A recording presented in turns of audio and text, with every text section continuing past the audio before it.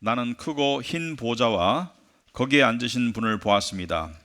땅과 하늘이 그 앞에서 사라지고 그 자리마저 찾아볼 수 없었습니다. 나는 또 죽은 사람들이 큰 자나 작은 자나 할 것 없이 다 그 보좌 앞에 서 있는 것을 보았습니다.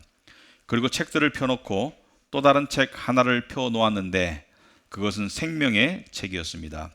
죽은 사람들은 그 책에 기록되어 있는 대로 자기들의 행위대로 심판을 받았습니다. 아멘. 앉으시기 바랍니다. 우리 기도하도록 하겠습니다. 할렐루야. 하나님 아버지, 저희들을 예배로 불러주셨습니다. 우리는 우리의 불안한 삶과 분주한 마음을 제어하려고 많이 노력하지만 스스로의 힘으로 제어되지 않을 때가 많음을 고백합니다. 하지만 예배 자리에 왔을 때 어딘가 알게 모르게 신비로운 힘이 우리의 마음을 제어하고 심지어 고쳐주고 또 소생케 하는 그런 은혜를 체험할 때가 많습니다. 오늘도 하나님의 동일한 은혜가 우리 모든 성도님들에게 임하기를 원합니다. 예수님 이름으로 기도합나이다. 아멘. 네, 우리가 우리의 이 삶을 바라보면 인류의 역사가 이렇게 발전을 눈부시게 하루가 다르게 변화가 무쌍한 그런 시절이 없었던 것 같아요. 요즘 시대를 뭐라고 부르죠? 4차 산업혁명 시대라고 부르죠. 그죠? 4차 산업혁명 시대. 1차와 2차, 3차가 있었겠죠. 왜 4차 산업혁명이라고 부르냐? 여러분, 이 인류 역사를 보면은 이 인류의 문명이 갑자기 급속도로 발전하던 새로운 차원으로 들어가던 그런 어떤 그 특별한 시절들이 있었습니다. 그 시절에 많은 사회적, 경제적 변화가 일어나고 또 변동성이 심해지고, 그래서 사람들이 한편으로는 희망에 들뜨지만 한편으로는 어리둥절하고 쓰러질 것 같은 그런 어떤 피곤함을 느끼기도 하고, 그런 게 산업혁명 시대인데, 이 역사를 거슬러 오면은 1차가 언제였냐면은 18세기 후반이었죠. 그죠? 증기기관의 발명. 여러분 그 책에서 배우셨죠? 2차가 언제였냐면은 20세기 초였습니다.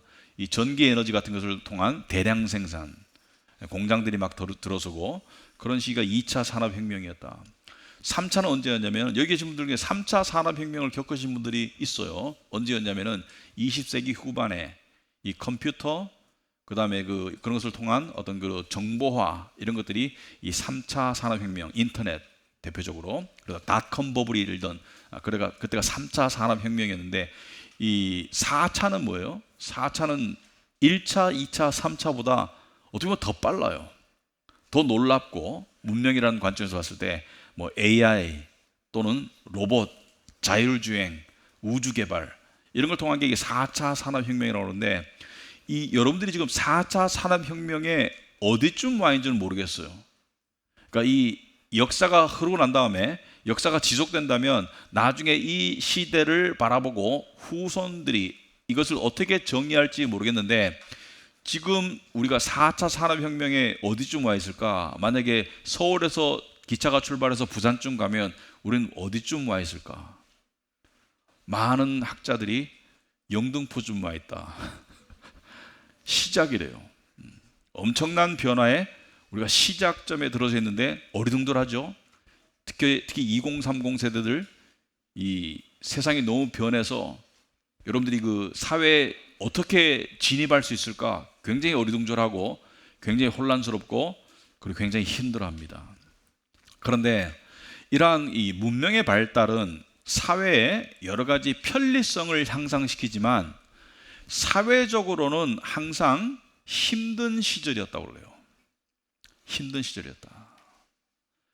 소수의 이 웃는 자들이 있었음에도 불구하고, 예를 들어서 이 증기기관의 발명 또는 어떤 그 대량 생산 때 얼마나 많은 공장 노동자들이 신음했는지 모릅니다.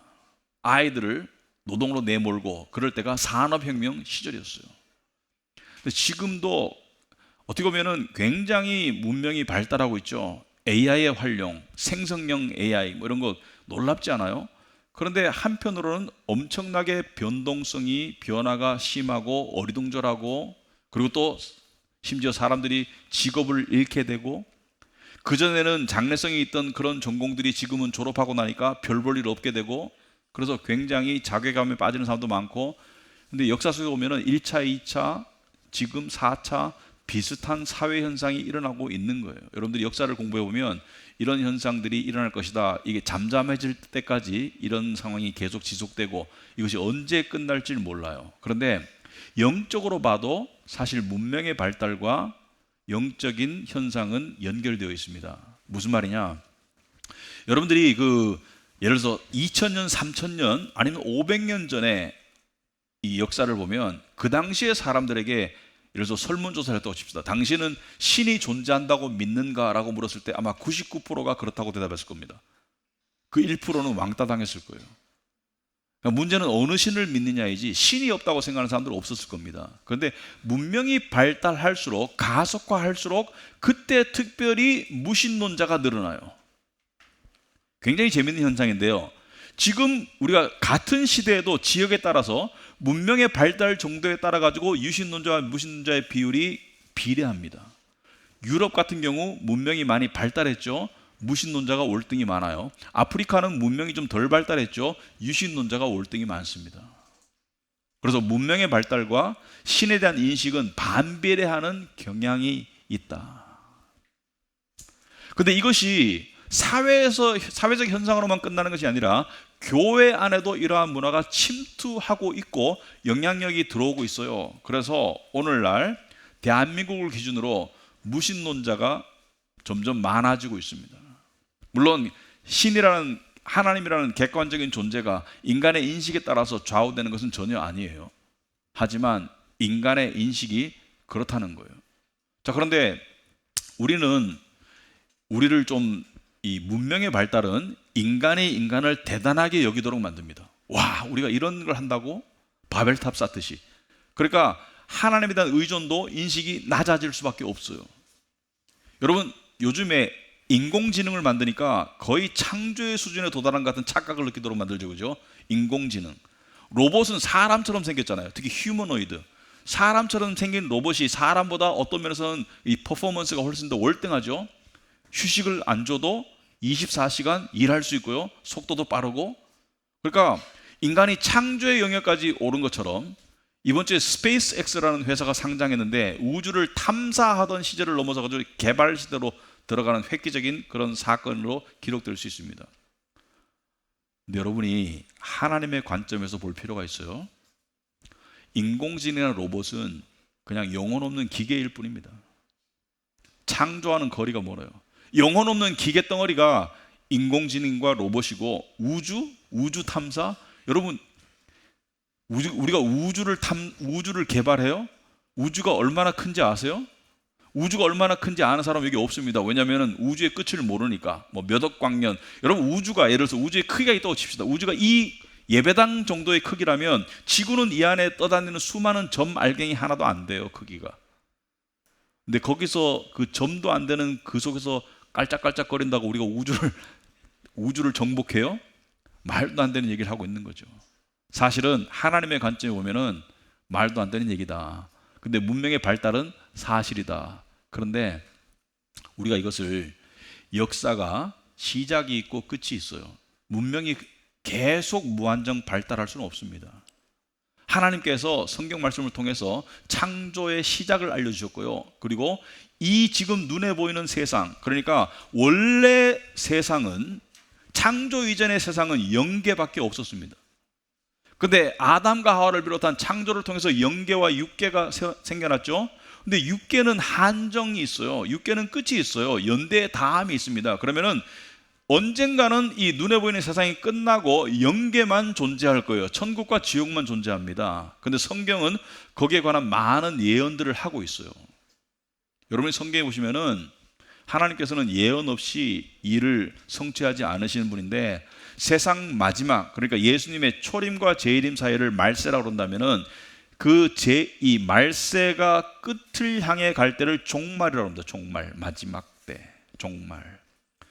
종말이 다가올 때 어떤 현상들이 나타날 것인가를 성경에 많이 예언하고 있는데, 예를 들어서 흥미롭게 요한계시록 같은 데는 물가가 폭등할 것이다. 전쟁이 일어나서 많은 사람들이 죽을 것이다. 지구 환경이 파괴되어서 지구가 낡아질 것이다. 뭐 이런 여러 가지 예언들이 있고요. 그리고 심지어 구약에도 예언이 나와요. 예를 들어서 다니엘서는 구약의 계시록이라고 부르죠. 에스겔서와 더불어. 근데 구약의 다니엘서의 마지막에 보면 여러분 그 주보에 말씀이 나와 있겠지만 다니엘서 마지막 12장에 보시면은 이런 말씀이 있죠. 1절에 보시면은 2절에 보시면 땅의 티끌 가운데에서 자는 자 중에서 많은 사람이 깨어나, 자는 자라는 것은 죽은 자예요. 마지막에 깨어난다는 것은 부활을 말합니다. 영생을 받는 자도 있겠고 수치를 당해서 영원히 부끄러움을 당할 자도 있을 것이다. 천국과 지옥으로 나뉠 것을 이야기하고 있고요. 4절로 넘어가면은 다니엘아 마지막 때까지, 여기서 말하는 마지막 때는 세상 마지막 때를 말합니다. 세상 마지막 예수님의 재림과 심판 때까지 이 말을 간수하고 이 글을 봉함하라. 그 다음에 마지막 때의 특징을 이렇게 하고 있어요. 많은 사람이 빨리 왕래하며 지식이 더하리라. 여러분, 인류 역사를 보면 지식의 증가라는 것이 고대 사회에서는 없었어요. 맨날 똑같은 말 타고 다니고 똑같은 밥 갈고 하는데 무슨 지식의 증가가 그렇게 빠르겠어요? 근데 오늘날은 지식의 증가 속도가 엄청나죠. 지식이 더할 것이고 그 다음에 많은 사람들이 빨리 왔다 갔다 한다. 자, 이것을 두 가지로 해석할 수 있습니다. 첫째는 교통이 빨라질 것이다. 여러분, 우리는 이거 이해해요. 옛날에 말 타고 다니다가 기차, 자동차 빨라졌죠. KTX, 그 다음에 비행기, 우주선, 마하, 속도가 많이 빨라졌죠. 그러나 고대 사회에서는 빨리 간다는 개념이 없었습니다. 중세까지만 하더라도 제일 빠른 교통수단이 말이었어요. 마차. 그럼 그 이상 빠르게 움직인다는 개념이 없을 때 하나님께서는 예언으로 말세가 되면 빨리 움직일 것이라고 얘기했고요. 이것은 두 번째 해석은 이것입니다. 사람들이 분주하게 살 것이다. 바삐 왔다 갔다 할 것이다. 분주하게 살 것이다. 그러니까 마음도 몸도 분주할 것이다라는 것을 예언적으로 이야기하고 있어요. 그런데 이것을 다 설명하려면 3박 4일이 걸려도 모자라요. 그러나 축소해서 교회 내적으로 우리가 한번 살펴보자. 예수께서 어떤 예언을 하셨나? 첫째는 이렇게 말씀하셨어요.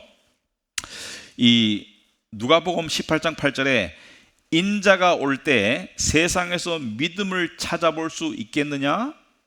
자, 이 말은 무슨 말이냐면은 교회 다니는 사람도 현저히 적을 뿐만 아니라 교회 안에서도 참 믿음을 찾아볼 수 있겠느냐, 이런 뜻입니다.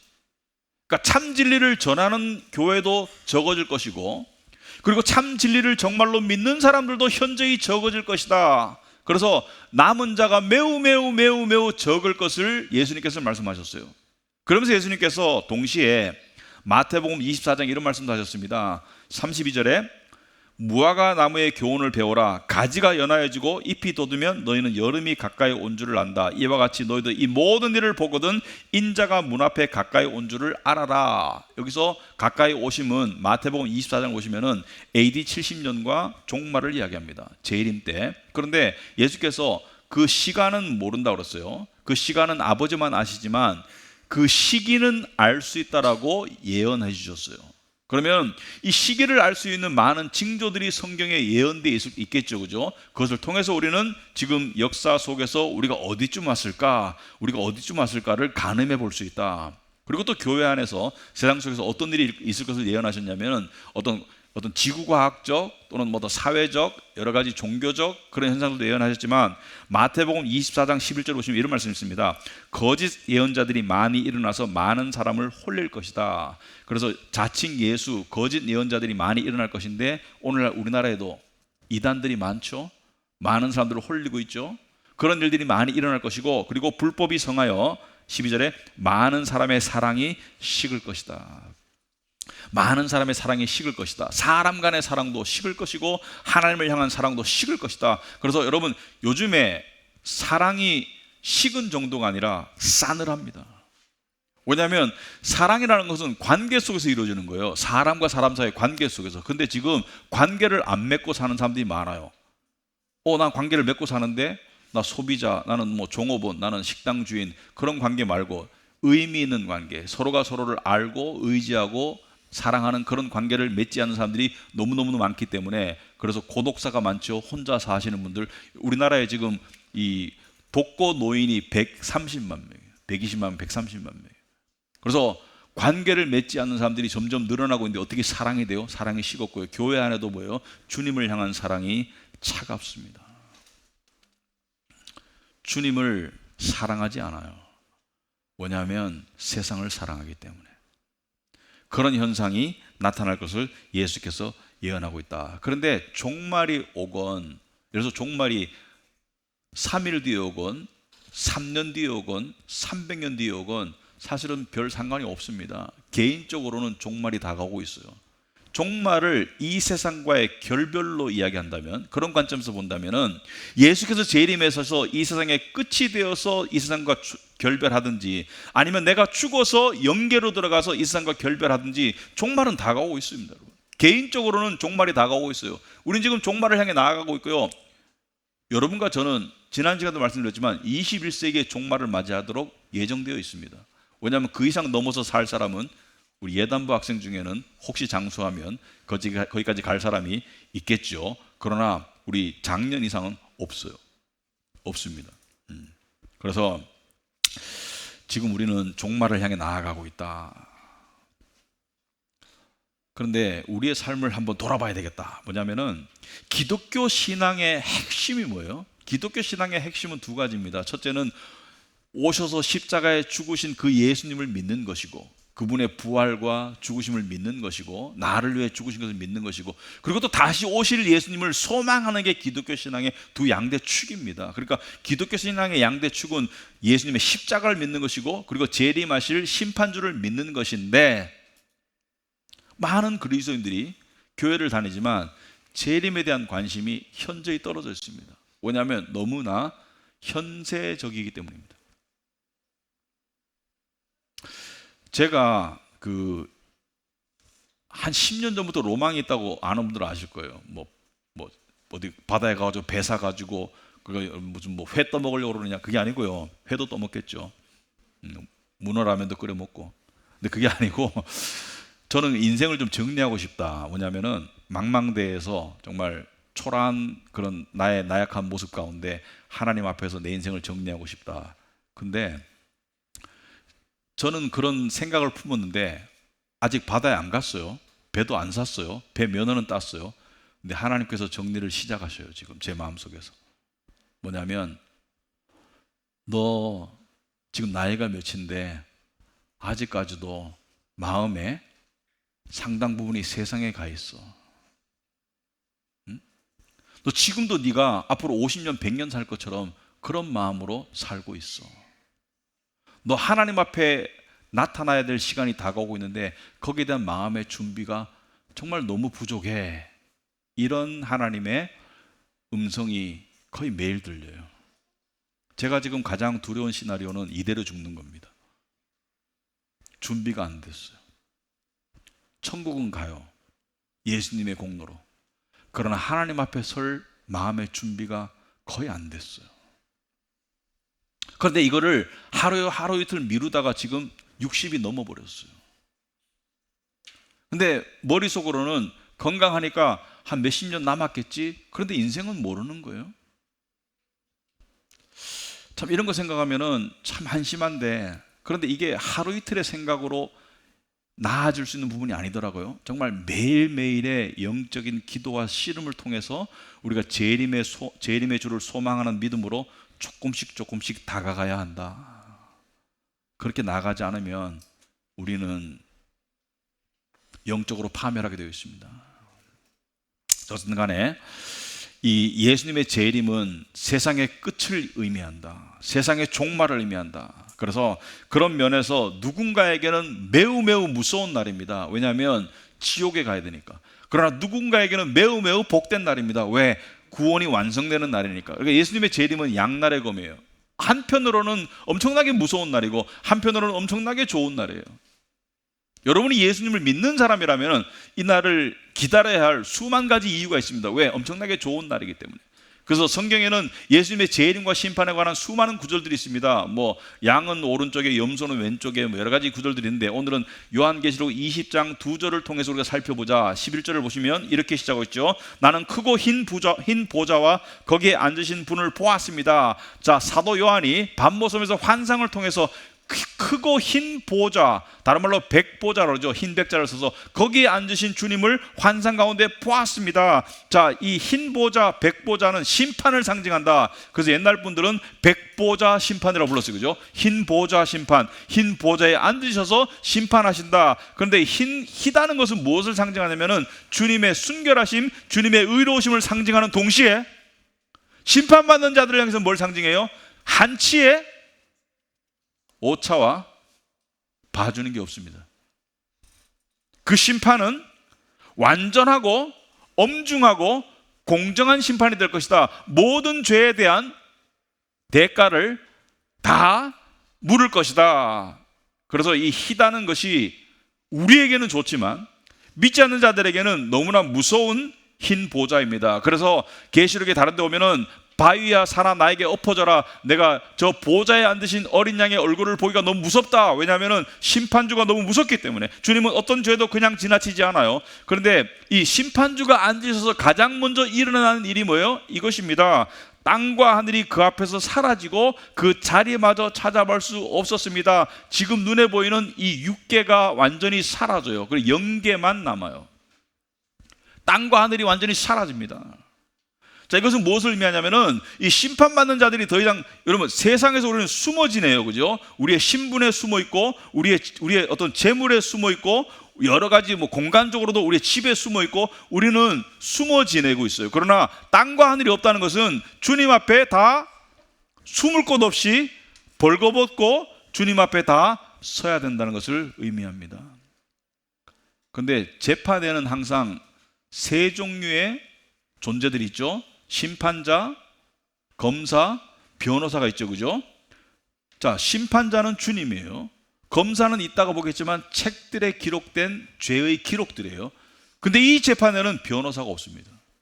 누구도 변론해주지 않아요.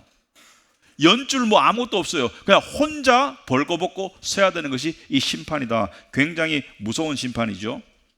근데 새하늘과 새 땅을 만드시기 위해서 기존의 하늘과 땅이 사라지게 되는 것이 가장 처음의 일이고요. 계시록 21장 1절 오시면은 나는 새하늘과 새 땅을 보았습니다. 이전의 하늘과 이전의 땅이 사라지고 바다도 없어졌습니다. 지금 우리가 눈에 보이는 이 육계는 사라지고 새하늘과 새 땅은 천국을 상징하는데 새하늘과 새 땅에는 누가 들어가요? 새로운 피조물만 들어갑니다. 그리스도 안에서 새로운 피조물만 들어가요. 하나님의 자녀로 거듭난 새로운 백성들만 들어가는 것이 새하늘과 새 땅입니다. 그래서 새로운 피조물만 여기에 들어간다. 그런데 여러분이 성경을 잘 보시면, 여러분 천국 가면 천국 가서 주님을, 하나님을 만나면 가장 먼저 무슨 일이 일어날까? 여러분 그렇지 않아요? 이산가족 상봉할 때 오면은 가장 먼저 어떤 장면이 일어날까? 어떤 일이 일어날까? 여러분, 하나님께서 천국을 설명해 주시겠어요? 나중에 해주시겠죠? 그러나 가장 먼저 일어나는 일이 요한계시록 21장 4절에 이렇게 기록되어 있습니다. 그들의 눈에서 모든 눈물을 닦아 주실 것이니 다시는 죽음이 없고 슬픔도 울부짖음도 고통도 없을 것이다. 이전 것들이 다 사라져 버렸기 때문이다. 여기서 말하는 이전 것들은 지금 우리가 살고 있는 이 땅을 말합니다. 지금 우리가 살고 있는 이 현재 세상이 마지막 때가 되면 이전 것이 되는 거예요. 그러니까 하늘과 땅이, 지금 우리가 살고 있는 이 육계가 이전 것인데, 이 이전 것에서 무슨 일이 있었어요? 슬픔과 고통과 죽음이 있었어요. 그래서 눈물을 닦아준다는 것은, 이것은 무엇을 말하냐면 이 세상은 고통의 땅이에요. 이 세상은 슬픔의 땅이에요. 이 세상은 죽음의 땅이에요. 우리는 이 세상을 기쁨의 땅, 행복의 땅, 우리의 안전한 땅으로 만들려고 발버둥 치고 있는데,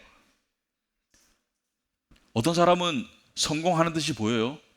어떤 사람은 이 세상이 행복의 땅 또는 기쁨의 땅이 되는 것처럼 보여요. 그러나 일시적입니다. 자기 착각적이고요. 결국에는 고통의 땅, 슬픔의 땅, 죽음의 땅으로 다 수렴하게 되어 있습니다. 아무리 이 세상에서 잘 나가도 성공해도 노화 피할 수 없습니다. 질병 피할 수 없어요. 고통 피할 수 없습니다. 그리고 죽음, 세상 모든 사람들이 가는 길이 죽음의 길입니다. 여러분 장수하고 싶죠? 장수한 사람들을 만나서 복 받으셨네요 라고 한번 말씀해 보세요. 제가 최근에 우리 동네 어떤 친구분 아버님이 결국 이제 93세인데 요양원에 가도록 되었습니다. 요양원에. 그리고 요양원 다음이 뭔지 아세요? 요양병원입니다. 저도 배우고 있어요. 왜냐하면은 저도 가망성이 있으니까. 요양병원과 요양원은 완전히 달라요, 여러분. 비슷하게 들리지만 요양원은 그래도 살만해요. 요양병원 가면 그냥 목숨 붙어 있는 그냥 고기 덩어리에 불과해요. 그런 취급을 받다가 가는 곳이 요양병원이기 때문에 노인들이 운동하면서 왜 운동하세요? 이렇게 말하는 많은 노인들이 뭐라는 줄 알아요? 요양원 안 가려고. 요양병원 안 가려고 운동해요. 나 요양병원 가기 싫어서 운동해요. 왜? 친구들이 갔는데 가보니까 너무 비참하다는 거죠. 그런데 93세쯤 되면 어떤 일이 발생하냐면 주변에 아는 지인들이 거의 다 죽었어요. 그리고 이분은 동생들도 다 죽었어요. 왜냐하면 자기가 93세까지 살고 보니까 90세, 80대 후반에 동생들 다 죽었어요. 너무 외로운 거예요. 말할 상대가 없어, 의미 있게. 그리고 길을 가잖아요. 여러분 93세 노인이 길 가면 여러분 가서 다정하게 말 붙여요? 아니면 거리둬요? 관심 없습니다, 세상은. 왜냐하면 생산성이 없잖아요.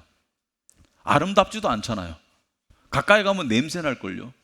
노인 냄새라는 게 있더라고요. 그죠? 노인 냄새. 그러니까 심지어 가족들도 이제 부담스러운 거예요.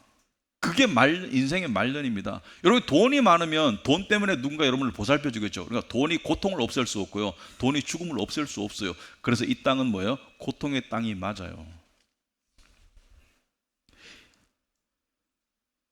겉으로 아름답게 만들 수는 있겠지만 내면의 고통을, 슬픔을, 아픔을, 괴로움을 없앨 수 없는 것이 이 땅이다. 그래서 이 땅은 끝나는 게 맞습니다. 끝나는 게 좋은 거예요. 이 땅에 끝이 있다는 게 믿는 자들에게는 좋은 거예요. 왜냐하면 우리는 인정 안 하려고 하는 경향이 있지만 이 땅은 괴로운 곳이 맞아요. 힘든 곳이 맞습니다. 자, 그런데 주님께서는 마지막 종말에 어떤 일이 일어날지를 이야기해 주시는데 심판이 일어난다고 이야기하고 있습니다. 심판이. 오늘 12절이 거기 간 내용이에요. 성경 여러 군데 나오지만 심판이. 나는 또 죽은 사람들이 큰 자나 작은 자나 할 것 없이 다 보좌 앞에 서 있는 것을 보았습니다. 자, 죽은 사람들이 어떻게 보좌 앞에 서요? 죽은 사람들은 설 수가 없잖아요. 섰다는 것은 부활했다는 뜻이에요. 근데 여러분, 믿는 자만 부활하는 게 아닙니다. 믿지 않는 자도 부활해요. 다른 종류의 몸으로, 고통을 느낄 수 있는 몸으로. 그래서 요한복음 5장 29절에 보시면 이런 말이 있죠. 선한 일을 행한 자는 생명의 부활로, 악한 일을 행한 자는 심판의 부활로 나오리라. 선한 일은, 성경에서 선한 일은 하나님을 믿는 것을 선이라고 봅니다. 그래서 선한 일을 행한 자는 생명의 부활로, 믿는 자들은 악한 일은 뭐예요? 하나님 성령을 거부한 죄, 예수를 거부한 것을 악이라고 봅니다. 악한 일을 행한 자는 심판의 부활로 나오리라. 믿는 자나 믿지 않는 자나 다 부활해요. 몸의 종류가 다를 뿐이지 믿는 자는 신령한 몸으로, 믿지 않는 자는 고통을 느낄 수 있는 몸으로 나오는데, 큰 자나 작은 자나 할 것 없이 다 그 보좌 앞에 서 있다는 것은, 큰 자와 작은 자는 이 세상에서는 가진 자, 권력자와 없는 자, 나약한 자 사이에 구별과 차별이 있습니다. 우리나라로 이러면 유전무죄 이런 말이죠, 그죠? 무전유죄. 돈이 있으면은 죄를 적게 받고 돈이 없으면은 죄값을 많이 치른다 이런 말이 있죠, 그죠? 그런데 심판대 앞에서는 아무런 차별과 구별이 없이 그냥 하나의 인간으로 서게 된다. 그것을 말하는 거예요. 이 세상에서 우리가 느끼는 많은 차이가 있습니다. 사회 경제적 차이를 우리는 느껴요. 그리고 사회 경제적 어떤 정도에 따라서 우리는 은연중에 사람을 대하고 있어요. 여러분들이 어떤 사회 속에서 누군가를 만났을 때 재력과 권력가를 대하는 태도와 그저 별 볼 일 없는 사람을 대하는 태도가 인격적인 수양이 어느 정도 안 돼 있으면은 분명히 차이가 납니다. 분명히 차이가 나요. 말투나 행동에서. 그러나 주님 앞에서는 그 모든 차별과 구별이 아무런 의미가 없는 그냥 하나의 영혼으로, 하나의 객체로 서야 된다는 것을 이야기하고 있고, 그리고 책들을 펴놓고 또 다른 책 하나를 펴놓았는데, 자, 이쪽에 책들이 있어요. 그리고 또 다른 책, 구별된 책 하나가 있어요. 앞에 책들은 뭐냐면은 모든 사람의 행동과 말과 생각을 기록한 파일이라고 보시면 돼요. X 파일 같은 거예요. 그러니까 주변 사람들이 아는 것은 물론이고, 나만 알고 있는 숨은 모든 행동과 말과 생각의 죄들이 다 기록되어 있다. 파일이다. 몇 년 전인가요? 이 세종시인가 어디에서 어떤 사람이 고위 공직자들에게 이메일을 보냈다고 그래요. 당신이 한 짓을 알고 있으니까 빨리 여기다 입금해라. 그러면 내가 입다 물어줄게. 근데 무슨 일인지 밝히지 않았는데도 여러 사람이 입금을 했대요. 왜냐하면 들었을 때 뜨끔한 거지. 누군가 알 수도 있겠지. 그래서 입금을 많이 했대요. 우리는 우리만이 알고 있는 비밀 있죠. 그것이 폭로되면 남 앞에 설 수 없습니다. 그런데 하나님 앞에서는 감추인 것이 하나도 없어요. 그 모든 것을 기록한 책들이 있다는 거예요. 그 책들에 따라서 심판을 받는다는 거예요. 자, 그런데 이런 질문이 있습니다. 많은 사람들이 궁금해하는 거예요. 안 믿었어요. 근데 착하게 살았어, 비교적. 그냥 사람들에게 악을 저지르지 않고 해코지 안 하고 착하게 살았어요. 또 히틀러처럼 너무 악하게 살았어요. 둘 다 같은 지옥에 가는가? 여러분, 지옥도 정도가 있습니다.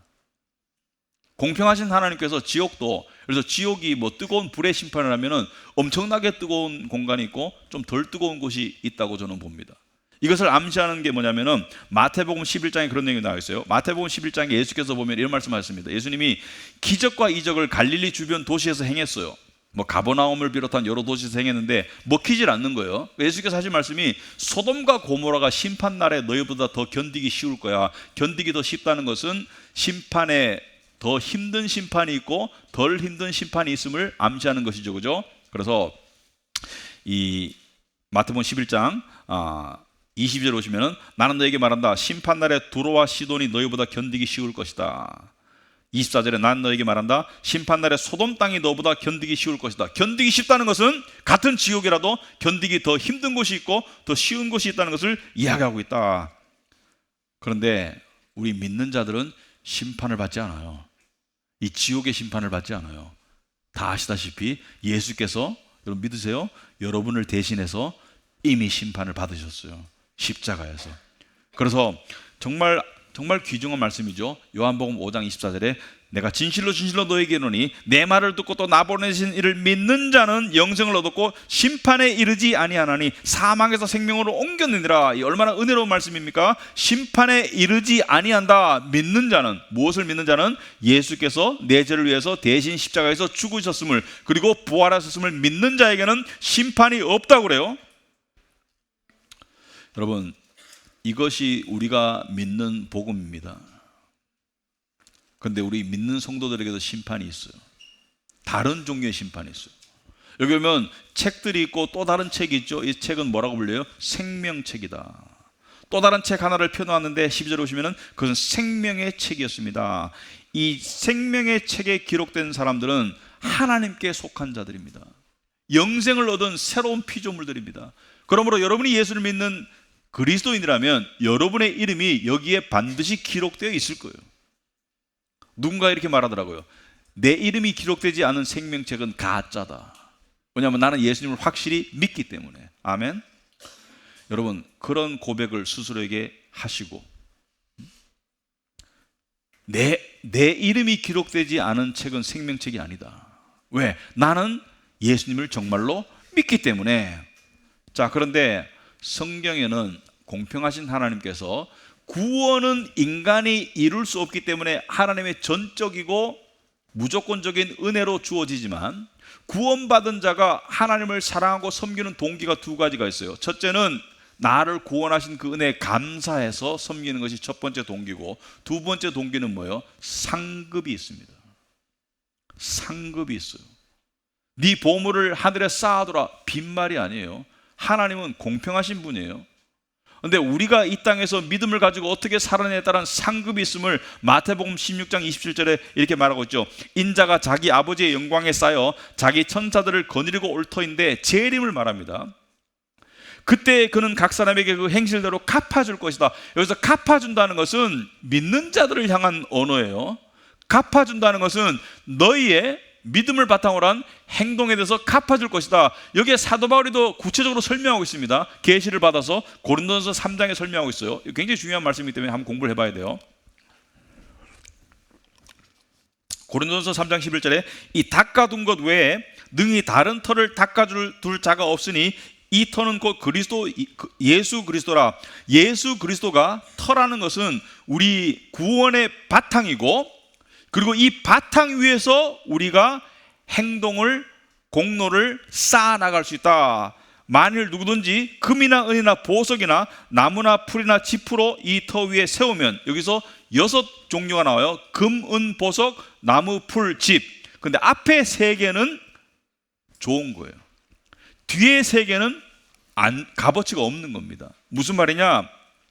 13절에 각 사람의 공적이 나타날 터인데 그날이 공적을 밝히니, 여기서 말하는 그날이 재림의 심판의 날이에요. 이는 불로 나타내고, 이 불이 심판입니다. 예수님의 심판이 불이에요. 그 불이 각 사람의 공적이 어떠한 것을 시험할 것임이라. 만일 누구든지 그 위에 세운 공적이 그대로 있으면 상을 받고, 자, 이 6개 중에 불을 갖다 댔을 때 없어지지 않을 것이 뭐예요? 금과 은과 보석입니다. 없어지지 않아요. 형태가 변할 수 있지만 금과 은과 보석은 불을 갖다 대도 없어지지 않지만 풀과 나무와 짚은 없어집니다. 불을 갖다 대면 소멸되는 거예요. 앞에 것은 남을 것이고 뒤에 3개는 소멸되는 거예요. 그죠? 근데 그대로 있으면 금과 은과 보석과 같은 그런 행적이 공로가 있으면 상을 받을 것이고, 누구든지 그 공적이 불타면 자기는 공적이라고 생각했는데 불타면 해를 받으리니, 그러나 자신은 구원을 받되 구원이 취소되진 않아요. 그러나 풀과 나무와 이 짚은 불을 갖다 대면, 심판을 갖다 대면은 타버려요. 그러면 구원은 받는데 불 가운데서 받는 것 같다. 어떤 구원이에요? 벌거벗은 구원, 상급이 없는 구원. 구원은 받았지만 상급이 없어요. 여러분, 우리가 정신을 차려야 되는 이유가 여기 있습니다. 물론 나는 상급이 많을 것 같아. 그 자체가 상급이 없을 수도 있어요. 그럼 우리 한번 좀 신중하게 생각해 봐야 됩니다.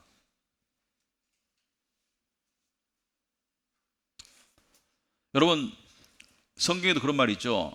내가 뭔가를 베풀거나 또 뭐 봉사나 돈이나 내었는데 그것이 나를 드러내기 위한 것은 상급이 없다고 그래요.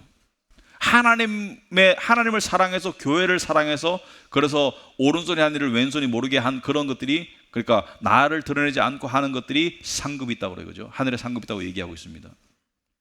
그리고요, 상급은 양에 의해서 주어지지 않습니다. 질에 의해서 주어져요. 그게 말씀의 가르침이에요. 무슨 말이냐? 여러분, 누가복음 21장 예수께서 헌금의 비율을 말씀하실 때 부자가 많이 넣었을 때 칭찬 안 했습니다. 왜냐하면 부자는 많이 넣었는데 가진 것에 비해서는 형편없었어요. 절대적인 액수는 많았지만 가진 것에 비해서는 정성이 안 들어갔어요. 그런데 가난한 과부가 2렙돈이라는 정말 이 적은 액수를 넣었는데 예수께서 칭찬하셨습니다. 왜? 없는 중에 전부 다 넣었다. 많이 넣었다. 주님은 뭘 봐요? 마음의 중심을 봅니다. 어떤 사람에게는 1,000만 원도 가벼운 거예요. 그럼 어떤 사람에게 10,000원도 정말 손 떨리는 액수일 수 있습니다. 주님은 그것을 보세요. 그리고요, 우리가 생각합니다. 실제 있었던 이야기인데, 움직일 수 없는 사람이 있었어요. 이 목 밑에 신경이 끊겨가지고 떨어져가지고 움직일 수 없는 사람이 있었어요.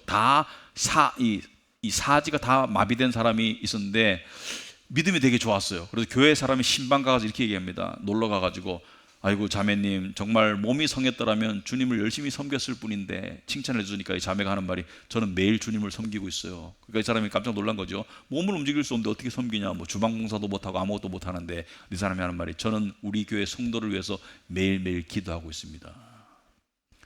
이것이 섬김인 거죠. 그죠? 그래서 섬김은 나는 이래서 못해가 아니에요.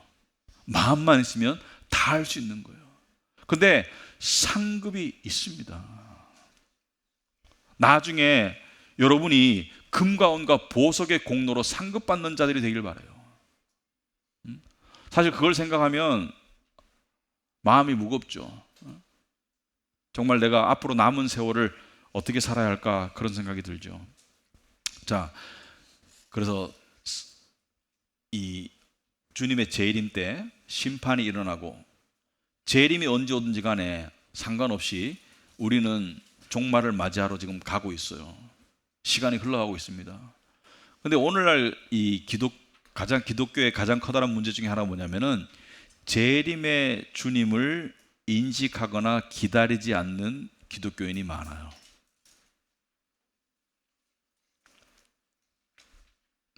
이걸 심각하게 생각해 보면 정말 심각하거든요. 근데 이게 하루아침에 고쳐지지 않습니다.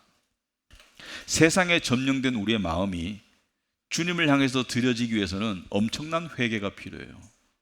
근데 회개의 전쟁이라는 거 아세요? 회개의 전쟁. 회개의 전쟁이 뭐냐면, 회개해서 한 발짝 나갔는데 다시 두 발짝 끌어당기는 힘이 있습니다. 그리고 회개하고 또 나가는데 또 뒤로 당기는 힘이 있어요. 여기서 포기하면 말짱 도루묵이에요. 그 자리에 또 갑니다. 어떻게 해야 돼요?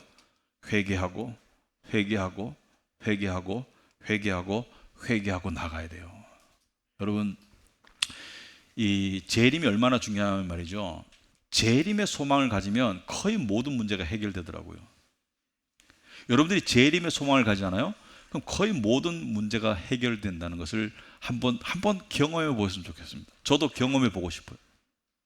이상하게도 우리는 세상에 많은 근심의 종류가 있습니다. 예를 들어서 뭐 경제적인 근심, 또 육체적인 질병의 근심, 또는 뭐 미래에 대한 불안에 대한 근심, 관계 속의 어려움에 대한 근심, 뭐 자녀 근심, 부모 근심, 여러 가지 종류의 근심이 있는데, 예수께서 그 근심을 말할 때 너희는 마음에 근심하지 말아라. 예를 들어서 여러분 보고 걱정하지 마세요 이렇게 말하면서 뭔가 도움을 줄 것 같이 말하면은 여러분이 필요한 걸 줄 것 같죠. 근데 주님께서 뭐라 하냐면은, 너희는 마음에 근심하지 말아라. 하나님을 믿으니 또 나를 믿어라. 믿음을 이야기하세요. 그리고 또 뭐라 하시냐면은, 내가 가서 너희를 위해서 거처를 예비할게. 내가 가서 천국에 너희를 위한 살 집을 예비할게. 그리고 다시 올게. 재림을 말씀하세요. 그리고 너희를 데려갈게. 그러니까 재림을 답으로 주셨어요. 근심하지 않을 수 있는 이유로 재림을 주셨어요. 여러분이 집 문제로 근심하잖아요. 근데 그 근심에서, 또는 탐욕으로 괴로워하잖아요.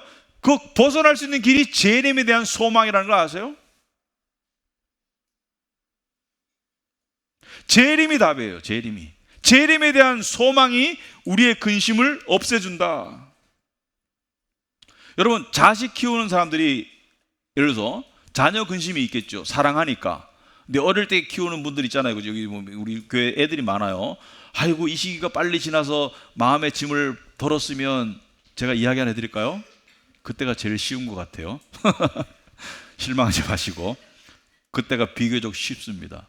몸은 괴로워도, 그죠?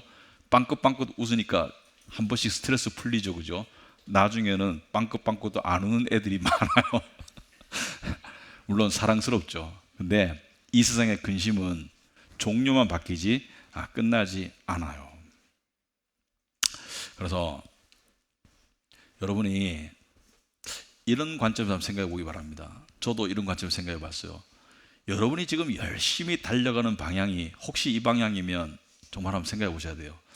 주님의 재림이 없어도 나 혼자 충분히 살아갈 수 있는 방향으로 나아가고 있어요? 이루고 성취해서, 갖추어서? 주님 없이도 나 혼자 거뜬히 살아갈 수 있는 방향으로 혹시 나아가고 있어요? 응? 성공하지 말기를 바랍니다. 그런 방향으로 나아가고 있다면.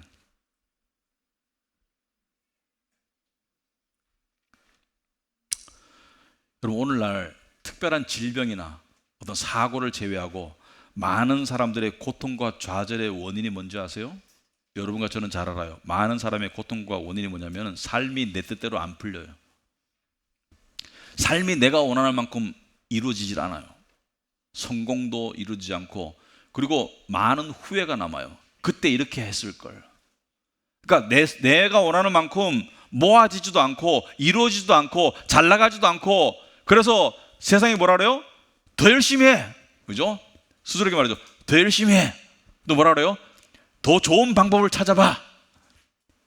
네가 더 좋은 방법을 했으면 더 좋았을 텐데 더 좋은 방법을 찾아봐. 더 열심히 해. 이게 세상의 음성입니다. 왜 그런지 아세요? 세상은 성공이 정의입니다. 성공이 힘이고 정의예요. 그러니까 성공을 향해서만 달려가도록 우리를 채찍질하고, 우리도 스스로를 채찍질하고요. 그 방법이 뭐냐면 더 열심히 해. 더 좋은 방법을 찾아봐. 선택을 더 잘했어야지. 근데 주님은 뭐라 그러는지 아십니까? 멈춰.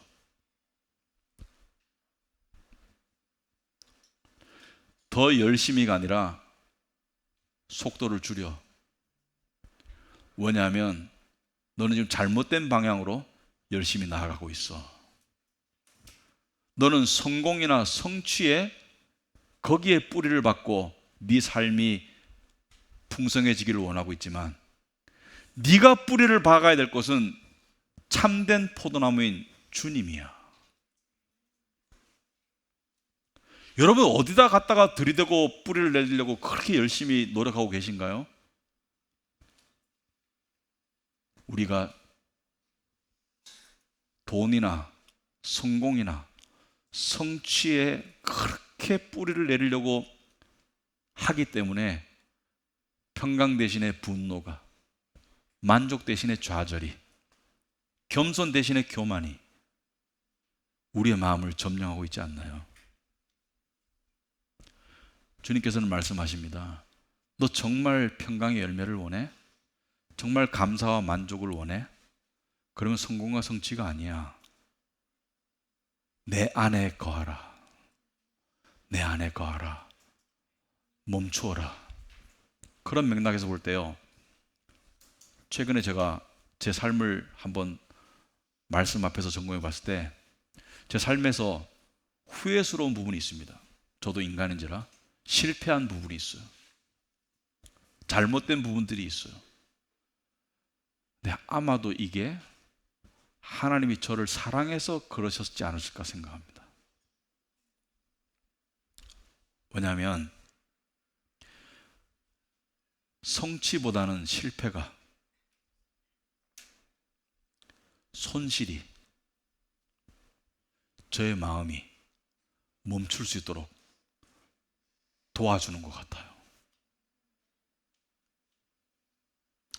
아마도 주님을 만났을 때 많은 부분이 감사하겠죠. 그런데 아마 이런 고백을 할 수 있지 않을까 싶어요.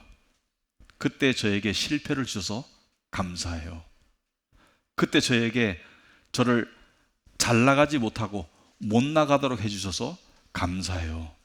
그래서 제가 주님을 더 찾을 수 있었어요.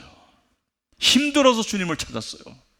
제가 제 원하는 대로 나아갔으면 주님을 더 멀리 하면서도 괜찮다고 생각하는 착각 속에 빠졌다가 상급 없는 구원을 받는 부끄러운 자가 되었을 텐데, 주님께서 저에게 고통을 주셨기 때문에, 좌절을 주셨기 때문에, 실패를 주셨기 때문에, 소위 말해서 상대적으로 못 나가게 하셨기 때문에 제가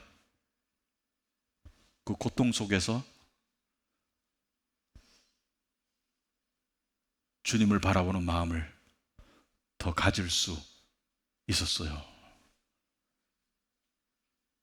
여러분과 저의 사고방식에 그런 전환이 있기를 바랍니다. 그러기 위해서는 매일매일 주님을 붙잡아야 합니다. 그래서 그런 전환이 확실하게 분명하게 일어날 수 있기를 축원합니다. 기도하겠습니다.